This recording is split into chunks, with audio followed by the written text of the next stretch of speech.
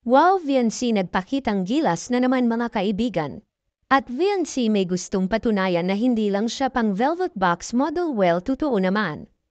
Wow, VNC handang-handa na talaga ngayon natin makikita at Kalingap Edu sobrang natulala mga kaibigan sa ipinakita ni VNC. VNC may pasabog na naman na ikakagulat ng mga fans ng EDC at yan ay atin ang malalaman mamaya mga kaibigan, pero bago yan.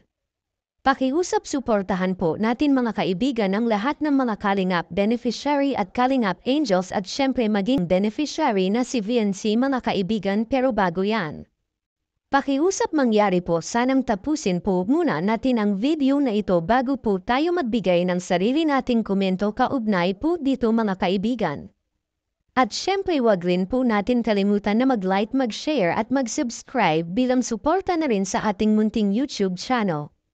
Pero syempre wag rin po nating kalimutan suportahan ang magamang matubang na si Kuya Val at Kalingap Rob lalo na sa kanilang mga charity works. Salamat po.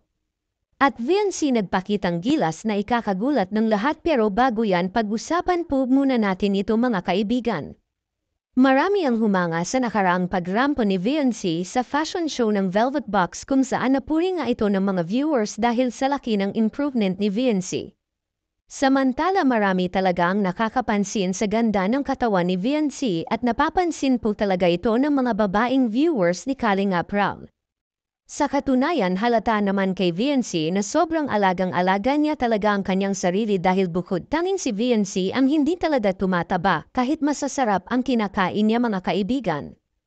Well, ito talaga ang mahirap i-maintain, pero sa katulad ni VNC ay napapanatili niya ang ganda ng kanyang figure, kaya naman lubos na humahanga talaga sa kanya si Kalingap Edu. Alam nyo ba mga kaibigan na hindi lang talaga pang velvet box model si VNC dahil pwede rin talaga siyang ilaban sa rampahan sa mga beach mga kaibigan.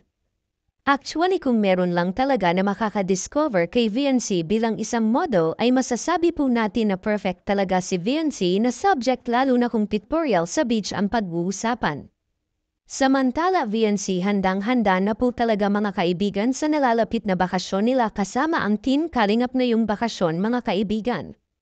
May usap-usapan na mga kaibigan na muling magbabakasyon sila VNC kasama ni Kalingap Edu sa beach, pero ang hindi pa sigurado ay kung sa Boracay ba o sa Palawan ulit ang kanilang destinasyon. Kung ikaw ay tatanungin, may ibubuga pa ba talaga si VNC sa ibang klase ng rampahan kagaya ng pageant at pasok nga ba si VNC sa criteria bilang isang model mga kaibigan? Comment down below mga kaibigan at maraming salamat po sa walang sawang pagsuporta sa aking munting YouTube channel. Ingat po kayo at God bless mga kaibigan.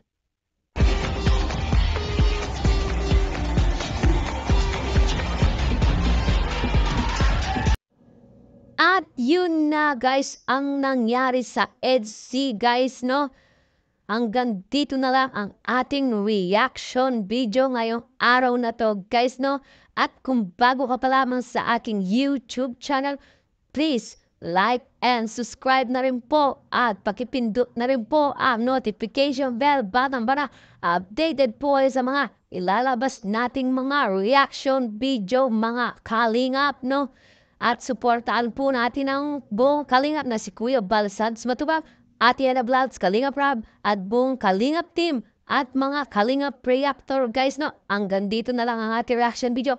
Maraming salamat sa panonood. Stay tuned lagi at maraming salamat. I love you all. Mwah mwah. Chup chum. Bye bye.